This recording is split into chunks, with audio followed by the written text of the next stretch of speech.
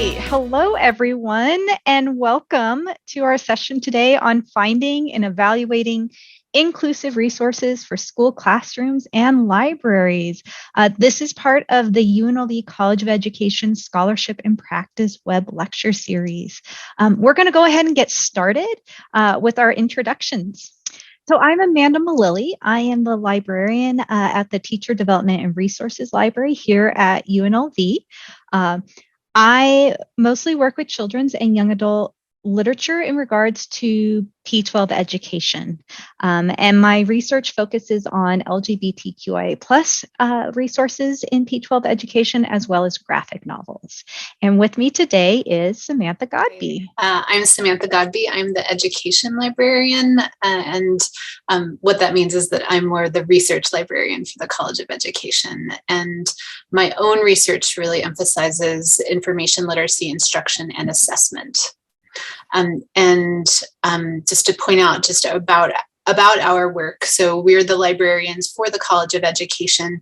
So we don't work with P12 students directly very often. We do sometimes as a part of the outreach that we do, but primarily our work is in supporting the educators who do this work. So we're kind of working with teachers in training and folks from undergrad through graduate doctoral degrees with preparing for their work. All right, so we're going to get started with what do we mean by inclusive resources? When we talk about the inclusive side of things, we're talking about not just representation, but authentic representation. Good representation of individuals or groups who have been historically underrepresented in our resources that we bring into our classrooms. And this includes a lot of different types of identities. It can be ethnic and racial, linguistic, cultural, your citizen status, so immigration and refugees, religious identities, gender and sexual orientation identities, and ability identities, whether that's physical, mobility, mental, communicative, etc. But what we really want to pay close attention to is this idea of intersecting identities.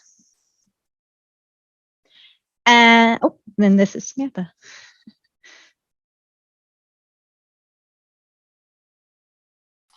Gonna have to get the hang of unmuting.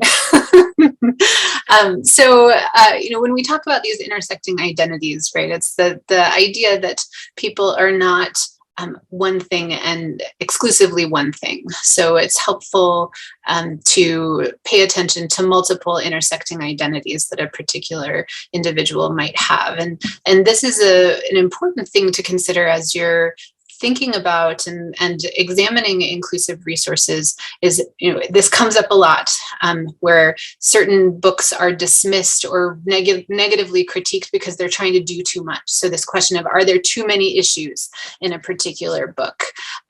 When really, certain books might just be introducing topics related to intersecting identities. And so we want to, the stance that we take, and we want to encourage you to think of it in the same way, is that inclusive stories can and should show the complexities of real life, right? So it's, if we focus on one issue at a time, this is not always a realistic portrayal of the lived experiences of young people, right? So we can change this expectation in the materials we provide them. And we have some, notes here, like the fact that good writers can handle multiple issues or identities.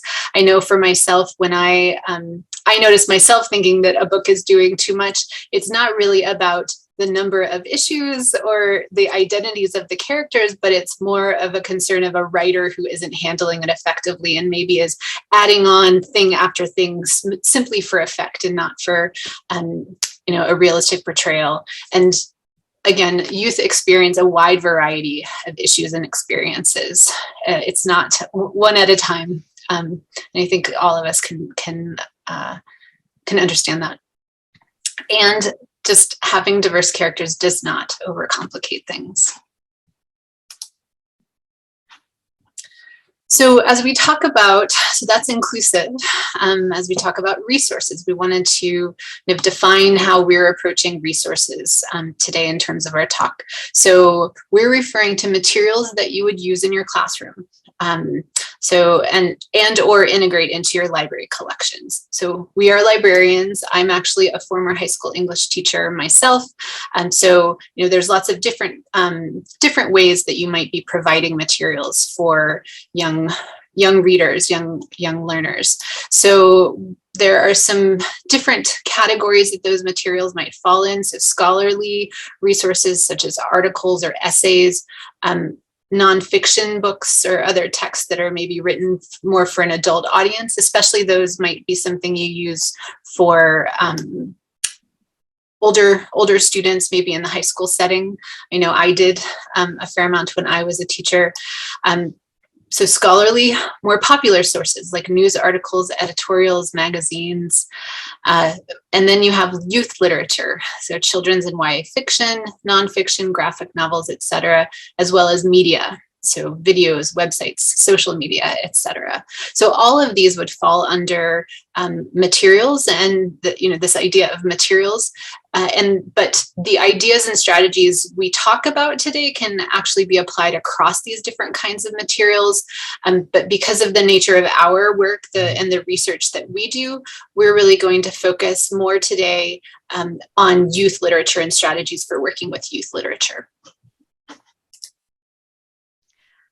All right, so the giant elephant in the room that we see in the media all the time is what's age appropriate, what's not age appropriate. So we're not going to get into all the negative things that are happening right now, but we do want to take a moment to talk about age appropriateness, because I think a lot of times it's really easy to get sucked into the narratives that we hear in the media and kind of get caught up in these frankly, propaganda narratives that are happening. And so we need to remember that the identities that are presented in text do not determine the age appropriateness of a resource.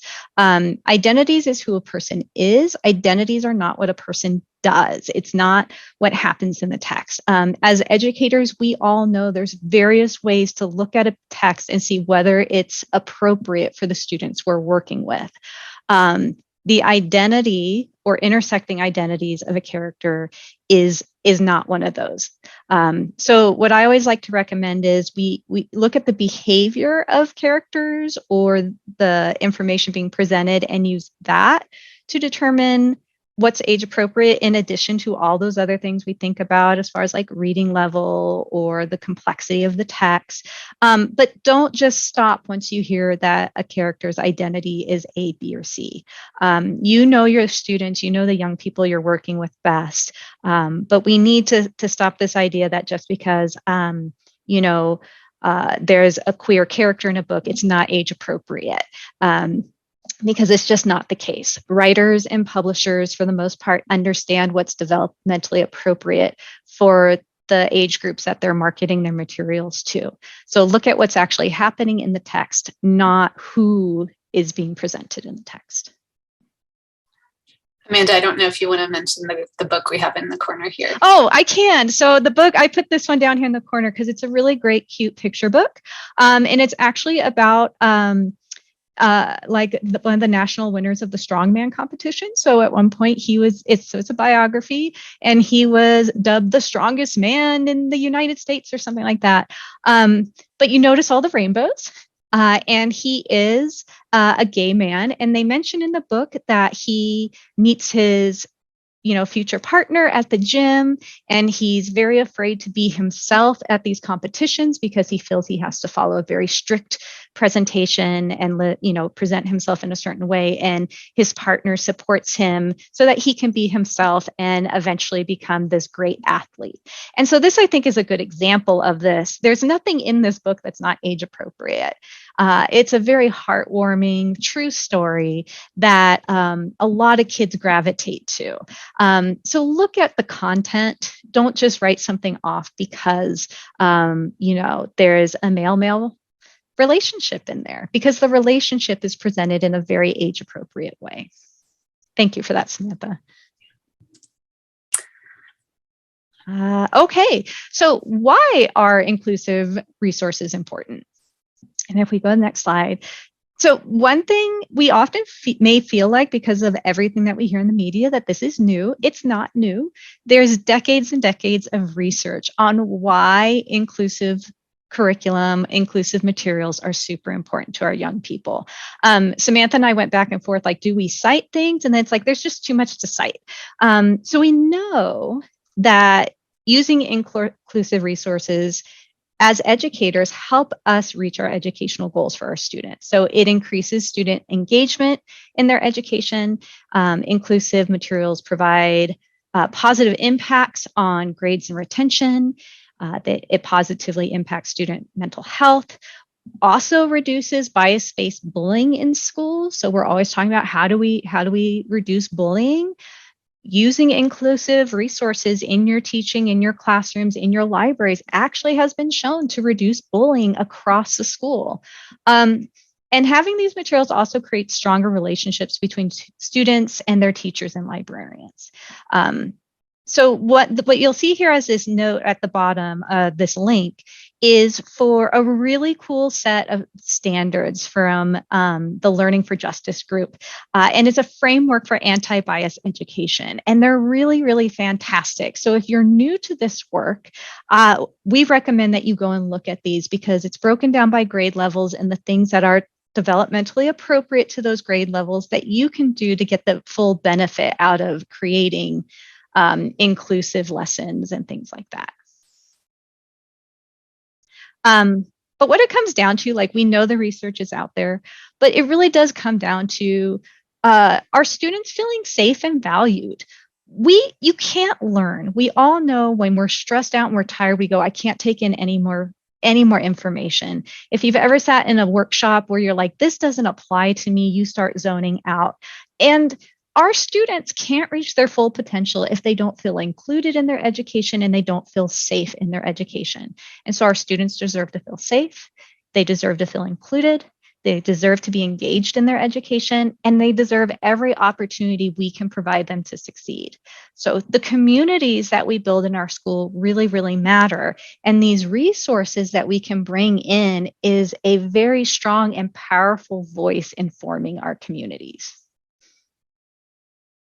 So I love this quote, even though it's from 2013, which surprisingly is now almost a decade ago. But I think it really sums up a lot of the research around this, where it says students explain that inclusive curriculum is connected to a positive learning environment in school, including academic achievement, school engagement, work ethic, and ability to focus and engage in learning. Curriculum that is culturally relevant inspires students to pursue their dreams, offers hope for a successful future, and boosts self-esteem. I think all of us can say we want that for every single one of our students. Okay, so now that we've kind of talked about why this is so important, we're going to transition into talking a bit more specifically about information literacy. And so as a part of our talk today, we want to introduce you to the ACRL framework for information literacy. And this is a guiding document that influences how librarians at the college and university level think and teach about information literacy. So in 2015, this framework replaced the standards that you may have known before. We used to have a set of information literacy standards, but now this is our guiding document at the college level. And we want to talk about this document because for us, information literacy is a key component of all the work we do in evaluating resources for our students. So, and this is whether our students are looking for scholarly articles or literature that they're planning to use in their K-12 classrooms. So again, we're working with the educators. And so I'm going to give just a brief overview of the framework. We could spend days kind of digging into this deeper, but just to kind of give you a sense of what it is. So rather than a set of discrete skills as were listed out in the standards before, this is more of a conceptual document. It's not skills-based. What they do is they provide some essential questions and kind of big ideas that get at the ways of thinking and practicing this discipline of working with information. And a super important difference between how the standards approach to information literacy and how the framework approaches information literacy is that it not only talks about how you use information or how you find information, but it also really emphasizes information creation. And participation in communities of learning, so that our students, even at the elementary school level, are participating in their own learning and are engaging in their own production of information, their own production of knowledge. So these concepts get kind of tackle this idea in a way that's different from those standards. And the bulk of the framework consists of 6 frames. These are interconnected core concepts for information literacy. And these are those 6 frames. So this is how they're presented in the framework. They're alphabetically, they're in alphabetical order to kind of indicate that none of them is more important than the other. We are going to present them to you in a slightly different order to help it make a little more sense. But we're going to talk in more detail about each of these 6 frames as related to finding and evaluating resources. So, we're doing this because it's kind of premised on the idea that developing a deeper understanding of these core information literacy concepts are going to help us better find and evaluate inclusive materials for our classrooms.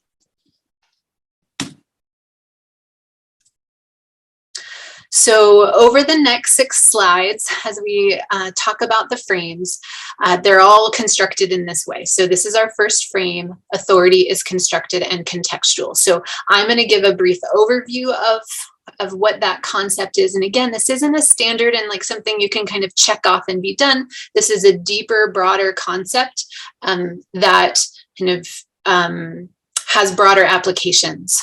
So I'm going to talk briefly about what the frame kind of, what it's about, the ideas, and I'm going to give some examples of what this has looked like in a scholarly context and when we've been working with these concepts with our students at the college level. And Amanda is going to talk about how these frames each apply to that work of finding and evaluating these inclusive materials. So the right side is going to be more, okay, how does this apply to this work of finding and evaluating sources? So the first frame, authority is constructed and contextual. So this is the idea that authority, it's kind of what it sounds like. Authority is something that varies according to context. And when we're talking about authority, we're generally referring to this kind of combination of an author's credibility, their expertise. And, in thinking about this as a broader concept, we're going to kind of expand beyond this idea of selecting authoritative sources or finding an authoritative author to thinking about authority as a more complex idea. And that's actively constructed and varies by context. So what this leads to in a scholarly context, the work I've done is helping students with a more nuanced evaluation of scholarly materials, right? So they're looking not only at the author's credentials, their subject expertise, but I'm encouraging them to think also about the context, right? So not only does this author have a degree from Harvard, what's that degree in? What is their, what's their background? What's their experience as related to the source you're reading? Other ideas that are central to this are an awareness of how certain voices have been excluded from traditional scholarship.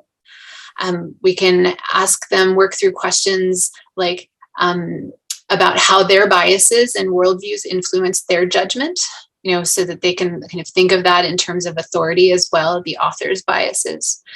And some examples of what this look like. I already mentioned this idea that, considering the fact that an author's institution doesn't necessarily mean it's a great article. It's not just a checkbox thing you can look at and be done in making that determination of authority, as well as the fact that, an example would be that certain countries' scholarship dominates your search results. When you're looking for scholarly articles, you're going to see a ton of things from the United States and the UK, right? And that's because authority has been conferred to scholars from our countries over time, not necessarily because of inherent worth.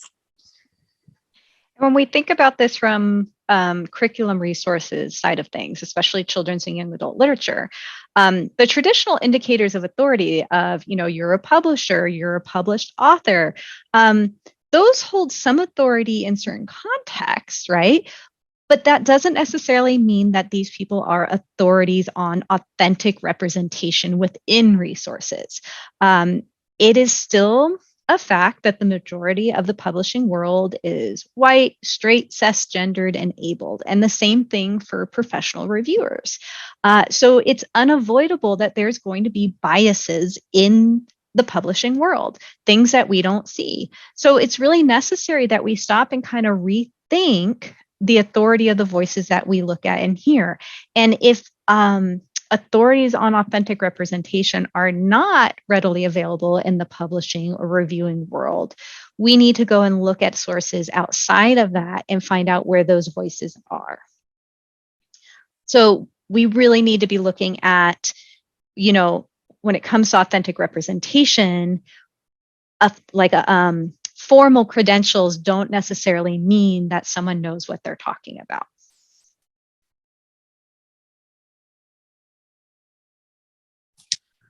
Okay, so information creation as a process. So this concept refers to an understanding of the process that goes into the creation of various sources. So for example, the process that goes into creating a blog post is very different from the much more lengthy and involved process that goes into producing a scholarly article or an encyclopedia. Right. So the process that different kinds of information go through directly affect the format that you end up with and the format that you end up with. So in terms of scholarly applications, a deeper understanding of the process that goes into creating these different scholarly formats helps you with choosing the appropriate information format. Right. So that question of a blog post versus a scholarly article or a news article. And that relates to understanding the benefits and constraints of these different information formats. Right. So a newspaper produced the day of an event will be current, but not in as much depth maybe as a scholarly article that digs deeper into the topic. Wikipedia, right? So this is a source that we has kind of a mixed messages in education, right? So there are benefits to Wikipedia because it's updated frequently, but there are also some limitations, some constraints to Wikipedia as a format because it is not as not monitored in the same way or controlled in the same way as some of those more scholarly processes, right?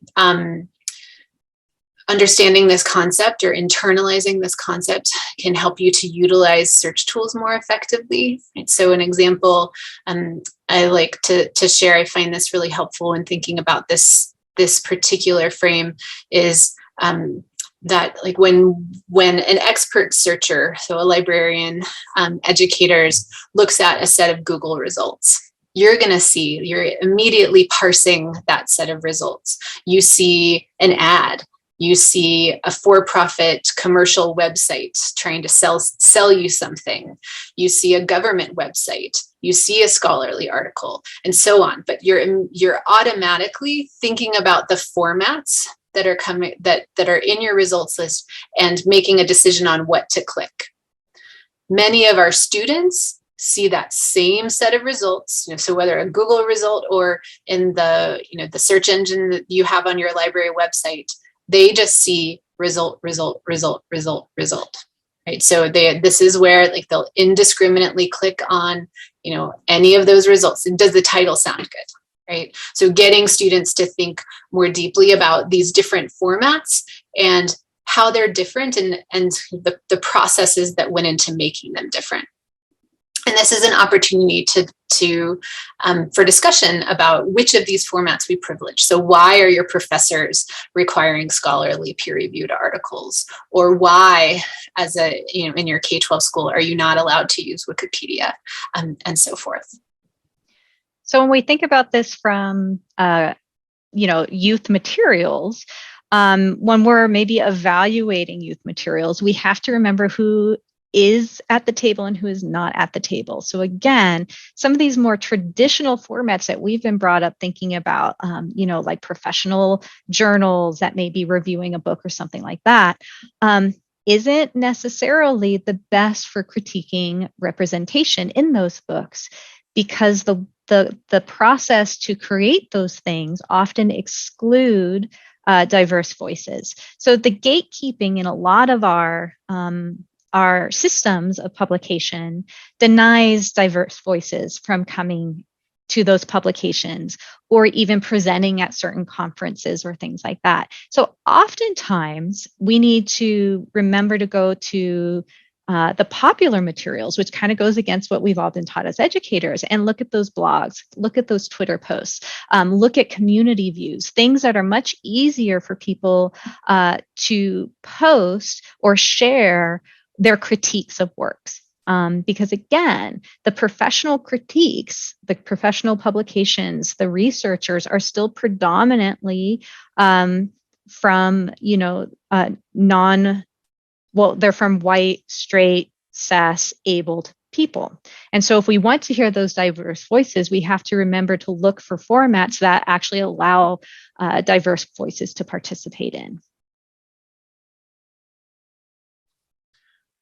Next one is information has value. Right, so this one is pretty straightforward. It refers to the fact that information is valuable. So, and this is both in the tangible economic sense, like we have to pay for certain articles, pay for access to certain resources, but it also has value in terms of power. Right? The people whose voices are being shared and cited, that relates to power as well. So some scholarly applications of this concept are that you can work with students on the importance of citing the ideas of others, right? So if you don't kind of acknowledge, if you don't realize that information is valuable and that people are attaining power and holding on to power by publishing their work or by citing one another, students don't necessarily see the value, see the importance of citing, right? But when you this concept helps with that. It also helps students to consider how they themselves are creators of information. So if they're starting to produce essays or produce content that they're sharing online, or sharing, submitting to a contest, right? So lots of different ways that our students at many ages, at very young ages, are creating information and sharing that, and not necessarily considering the fact that someone else is making money off of their contributions.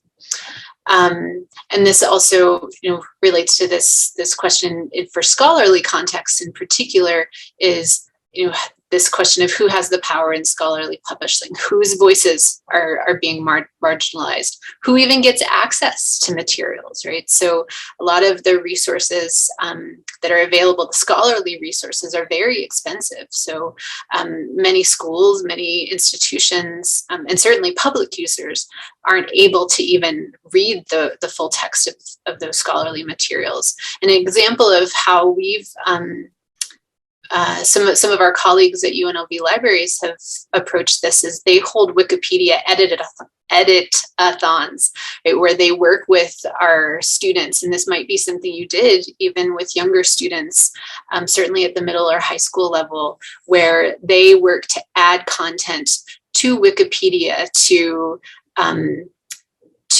increase the quality of the content on Wikipedia and to add additional content that is more inclusive. So they had one that was focused on women, adding information about different women in science, I believe. Right. So that's an example of something that you might do. And for curriculum materials or youth literature, publishing is about sales. And so I think it's really important that we understand that there's a monetary incentive that determines what does and does not get published. And we've seen this through because we've been talking about mirrors and windows and sliding glass doors for decades now, right? The importance of these materials, but nothing really changed until all of a sudden you had this "we need diverse books" social media, where the voices can be ignored anymore, right? It's a public platform and everyone's saying, no, we actually want these things. And publishers were like, well, maybe this stuff will actually sell. And so by using inclusive materials, by purchasing them for your library or using them in your classrooms, we're sending a message to publishers saying that there is a demand for authentic voices in the resources we use with our students. It also provides equitable access to our students on these type of materials, because we can't just assume that students are going to have access to these materials outside the classroom. Even with public libraries, there's so many families out there who don't have the time to go to a public library, or who are worried about using a public library because they can't afford fines, or if we lose a book, I can't afford to replace that book, or even just people who don't understand what's at public libraries, right? So having these materials in educational settings is critical, because we can't assume that families have the means to get access to these resources outside of school. This next one is research as inquiry. And so this frame refers to the idea that research is iterative. Right? So we often see this drawn with the cycle, like with the circle with the arrows, right? Thinking about research as a process that builds on itself. So questions lead to discovery, and then you discover things, and that leads to more questions, and so on. And especially in the work I do with helping students find scholarly materials, students often approach me with I need to find this thing, right? They have a find the answer approach to research, right? I want to find the one exact correct thing, and instead helping them to think about research as a process. And this can really help students with embracing the various components of the research process, not getting so frustrated when they don't find the right source immediately. And this really helps them with thinking about research as open-ended exploration and a chance to engage with information, not just a thing you can there's one right way to do it and it's a quick start and finish, but really thinking about it more as a process. And I would say for educators who are working with young people and trying to improve their inclusion game, this is the intellectual humility. This is where we need to acknowledge that we're never going to get it 100% right. And the materials that we're using today that we think are great and fantastic, in 5, 10, 15 years, we may find out, maybe there's problems with that and we need to move on. And so we can't just keep teaching the way we were taught, and we can't just keep teaching the way we used to teach. We have to be willing to accept the fact that this is going to take trial and error, and there's never going to be a finish line. We're just going to have to keep moving forward. And so it's really important we enjoy the journey. We can look back on a lot of books that some of us were taught when we were younger, and we can say, you know what, I really love that experience in school, but I can see the problems in that. And, I'm going to hold on to that as something on my personal bookshelf that helped shape me, but I'm going to also acknowledge that it's probably not something that should be taught anymore. And then we have to have that for ourselves in the future. Well, I taught this book 20 years ago, and now I see, there's some problems with it. And that's okay, because it is about constantly, that constant inquiry into doing better.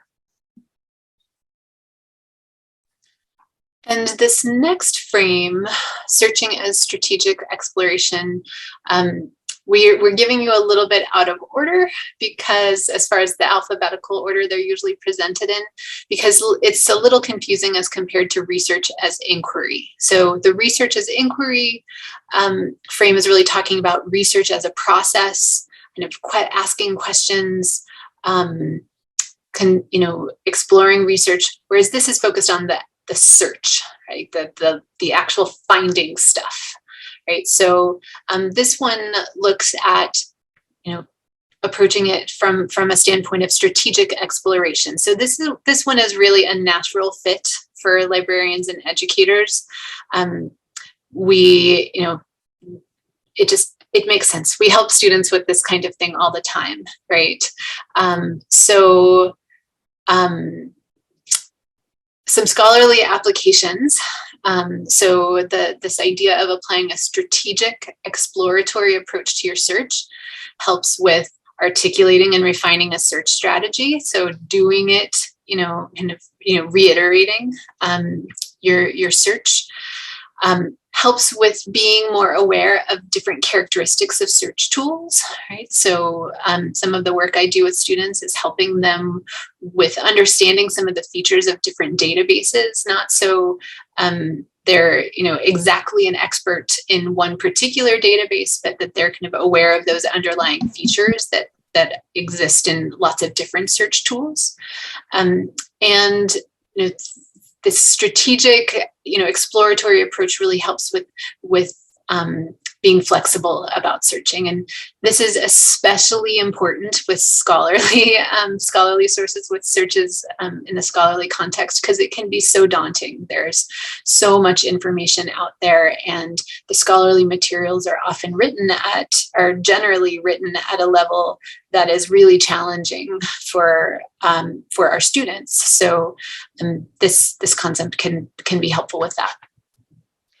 And I don't know how many of you have tried researching children's or young adult titles, but it can be really overwhelming. And for us here in an academic setting, traditional academic search tools don't really work well when you're looking for a book for a third grader who features a protagonist of color. Like I got a request one time to help find books that featured BIPOC high school characters with disabilities experiencing school life. And it was like, I don't have a database to search for that. And so it is really important that you start to understand that all of these different ways to search for things depending on what you're actually looking for, and to build up your research resiliency. It's not guaranteed that your results are going to be immediate, right? And you're going to probably need different strategies depending on what you're looking for. So I recommend that you find your different research areas, and that could be your colleagues. I have a really great group of school and public librarians that we dish on different books that put them on my radar. There are some databases, which we'll show you in a few minutes. Blogs are great, listservs, and then any type of communities of practice that you're involved in. It doesn't have to be like formal research, but because there isn't really there's not one way to find materials for your classroom.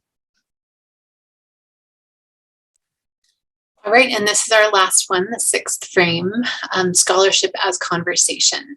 So this frame refers to the ongoing conversation that's always and already happening among communities of scholars, research, and practitioners, right? So that people are exchanging ideas, and when you step into that conversation, you're joining an existing conversation.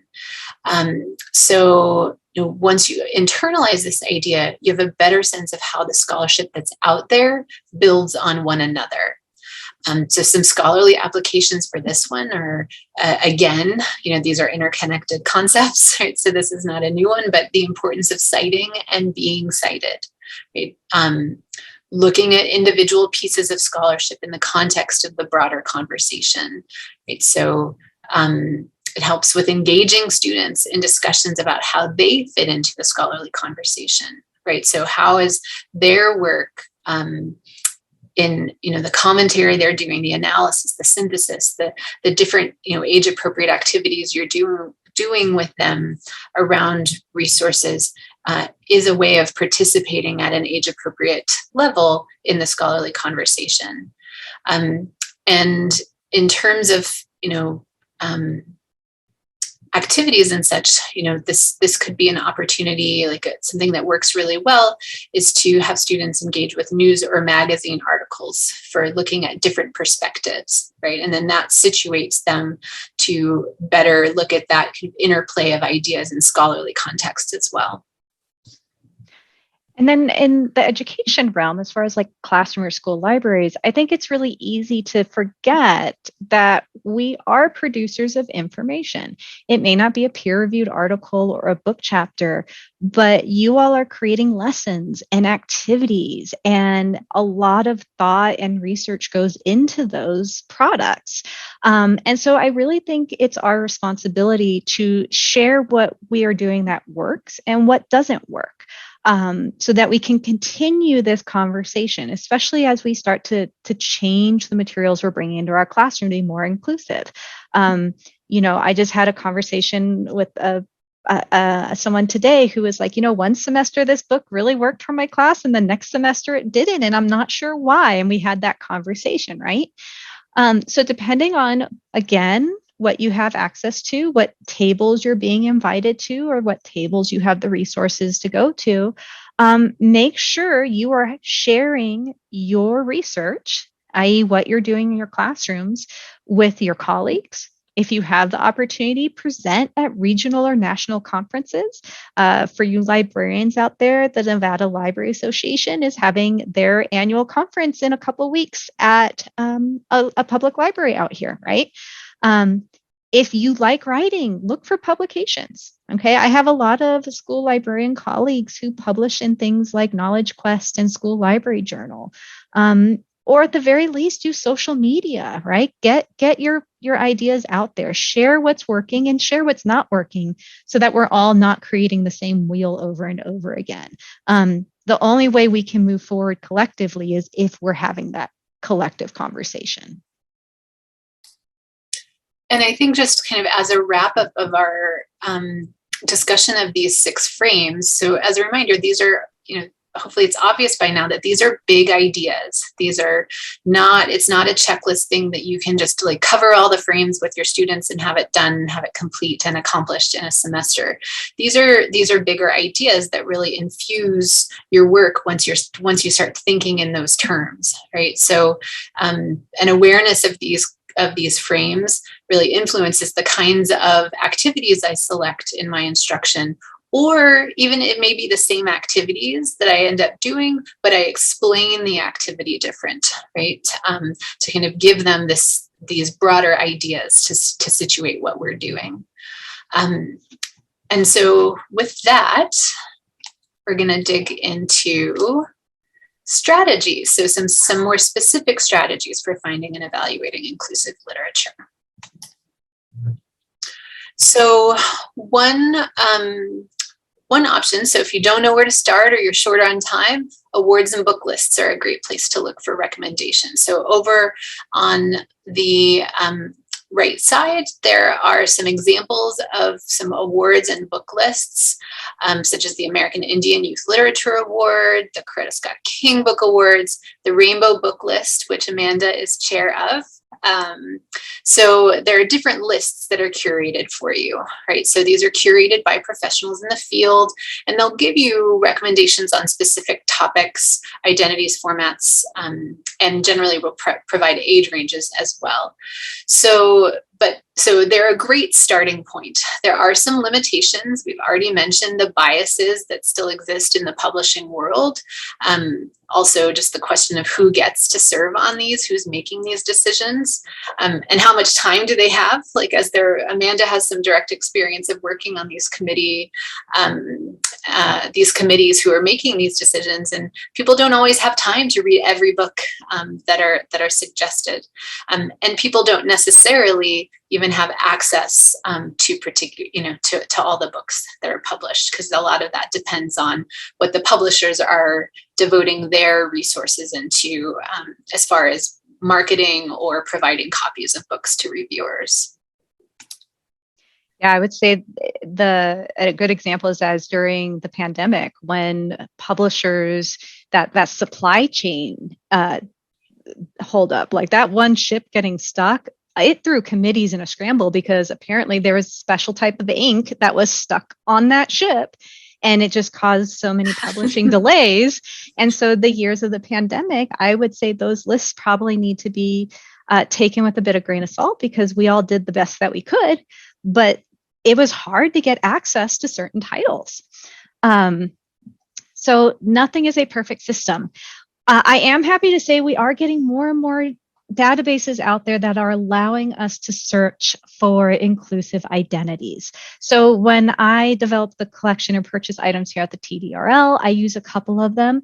If you have not used Novelist or haven't used it recently, we're going to get a little bit more into it specifically, but it's actually a reader advisory database. And what that means is it actually lets you search for books in the way that makes sense to your students. If you are a school librarian or want to sign up for a free account, you can also use Tidal Wave. It's the system that school librarians often use to order books for their collection, and they have added more and more inclusive tags in there.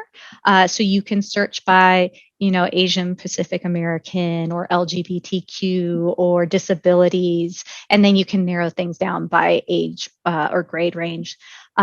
Diverse Bookfinder is also a really cool tool that is fairly new that has come out of research that not only organizes BIPOC picture books, so picture books featuring characters of color.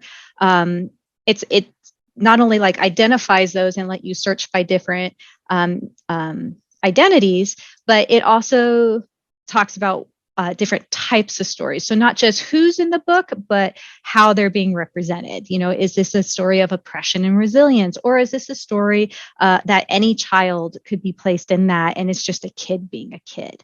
But again, there's no one definitive place to go. You could look up picture books with characters of color in every single one of these databases, and you will get different results because it's all based on individuals assigning these. So if we go to the next slide, I'm going to promote Novelist a little bit because it's available at the TDRL. It's also available at the Nevada Clark County Library District and at the Henderson District. And I just think it's a really, really cool and unique database because it allows you to search by character or illustration, pace, storyline, tone, or writing style. Now, it doesn't have every single book, but it's got a ton of books in there, and even books that aren't published yet, books that are coming. You can also limit by age ranges or by reading levels, which I've always tried to stay away, but now that I have a first grader who is doing accelerated reader, I use this database to find books for him to take his little quizzes all the time because it's much easier to use than like the AR Bookfinder. And so much more. So what I have down here at the bottom is an example of a search that I did. So I looked for characters that were culturally diverse and books for teens. I looked for storylines that were own voices, so books that were written by people of the identity of their characters. And I wanted feel good because I was tired of the doom and gloom. And you can see with that specific of a search, we got 29 results. And then when you go to the actual item page, and I know this is really small, and in fact, there's a lot more information than I could fit in a screenshot. The other thing that I love about Novelist is there's so much information on each book. And what works for me as a researcher is that on the first page, you'll have professional reviews from Booklists, School Library Journal, Kirkus, Publisher Weekly, in addition to a link to Goodreads, which will take you to community reviews. So it's all there in one place. You don't have to like open a bunch of tabs and search a bunch of different areas. It also shows you all those grade levels. And what's not pictured here is even farther on the right, there's recommended read alike. So if you have a student who really liked You Should See Me in a Crown, you could put that into Novelist and see other recommended books based on that. And there's just so much information in Novelist to get you started on your research. Let's talk a little bit about reviews, right? These have come up a bit, right? What's authority? Who's an authority? The limitations of different formats. So when I work with students on researching these titles to bring into classrooms, I always recommend that, yes, you look at the professional reviews. But if there are characters from underrepresented identities mentioned in those reviews or in the summary of the book, you also need to go look at community reviews. Because remember, the professional review world, there's an image there taken from the Lee and Low Books 2019 Diversity Baseline Survey, where all the major publishers responded. The majority of book reviewers are white, cis women who are straight and not disabled. Okay. That's a lot of room for biases. Professional reviewers are getting a lot better with trying to educate reviewers. But again, like there's not the majority of reviewers out there who are doing this work, no matter how good intentioned, have the, there's the potential to miss a lot. So professional reviews is one person's professional opinion on a book. It's really great to get more information on the quality of the book or the story, a little bit more detailed than the summary, but it is still part of a system of privilege. We don't always get reviews right. So I always recommend you also go and look at community reviews. I like Goodreads, but I will use Amazon from time to time. The nice thing about Goodreads is that there are serious book readers in there who will give you a page-long analysis of a book. So if I'm trying to figure out, who are the characters in this book? Do they belong to any underrepresented identities? I head to Goodreads or Kirkus Reviews, but typically Goodreads, because I'm going to get like this really well thought out mini essay on books. And because there's no publishing platform other than you're logging your own thoughts, it is open to more diverse voices than professional reviews would be. You still get internet negativity, so that's one of the downsides. And these reviews aren't necessarily written with educators or librarians in mind, whereas professional reviews tend to give you more advice like this would be a good book to use for blah, blah, blah, blah, blah. It really is more of just a community opinion on a book. But that's where you're going to find your information on whether there's problematic representation or not. So go look for the negative reviews on Goodreads and see if people are saying there's a really bad stereotype or, this is just not well represented. So always go and look at both. And so I'm going to talk a little bit real quick about this reading challenge idea. This was something that I saw at the American Library Association's 2018 annual conference in a session called Native YA Today, Contemporary Indigenous Voices and Heroes for the 21st Century and Beyond.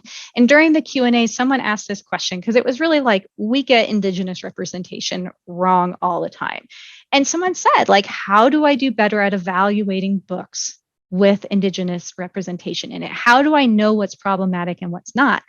And the authors responded with read 100 books by Indigenous authors.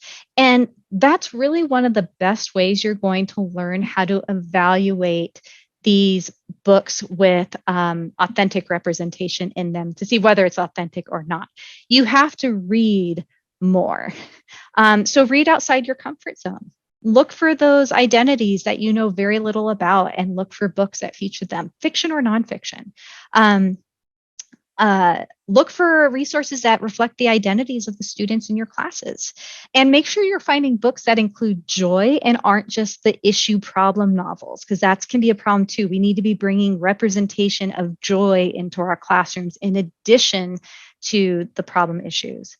Read community reviews on those resources to find out whether or not you missed anything. I've done that a lot where I think a book's great and then I check Goodreads. I'm like, I totally missed that bias. And find a balance between your own sentiments of what you experienced as a reader growing up and accepting the voices of others. That can be really hard.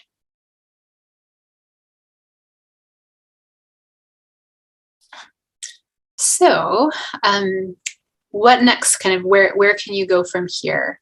So we have some links here. Amanda's going to pop those into the chat for folks with additional resources that you can explore related to the framework if you want to dig in deeper on that, and into inclusive youth literature if you want to explore more. I highly recommend on the right side exploring the guide that Amanda maintains on children's and young adult literature. It's a LibGuide, lots of resources, lots of links out to different materials from that website. And with that, we have a little time to take any questions folks might have. So feel free to either type it in the Q&A area or raise your hand and we can talk. This is a journey, and it's going to take practice, and it's going to take some failures. But it is really, really important that we do this work to build inclusiveness into our classrooms, into our own professional development, so we can relate better to our students. And that's something that as educators, we're going to have to do for the rest of our careers. So it just that intellectual humility and understanding that there's not going to be one easy way for us to get better at this. It's going to be a lot of time and effort, and do what you can and give yourself grace too, because you're not going to be an expert overnight. And the field is going to constantly be changing based on what people discover and share. And our hope by sharing this information is to, give you a start, so to give you a better sense of how we're approaching research, how we're approaching, our work with our students at the, undergrad through graduate level.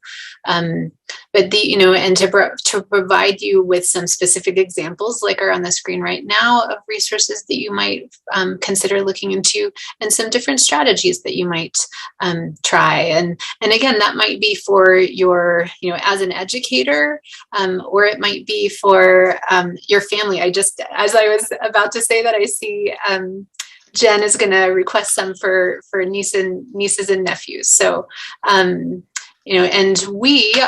maybe I'll go to our last slide. We are available, not really any questions today, but if folks have more questions or want to connect with us, we are happy to do so. Here is our contact information. So thank you for attending today, and for those of you who've watched the recording.